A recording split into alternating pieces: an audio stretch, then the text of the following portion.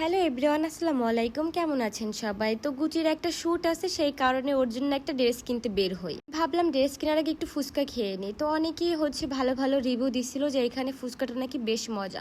But কি বলবো, ফুচকাটা খুবই খারাপ ছিল। ওখানে যে একটা ফ্রেন্ডের সাথে দেখা হয়ে যায়, তো ওখান থেকে ফুচকা খেয়ে তারপরে আমরা ময়লাপোতা চলে যাই যেখান থেকে ড্রেস কিনবো। মানে 3-4টা কালার ছিল। পারলে বলেন যে গুচির জন্য আমি কোন কালারটা নিয়েছি আর গুচিকে কোন কালারটা বেশ সুন্দর লাগবে, অবশ্যই কমেন্ট বক্সে জানাবেন।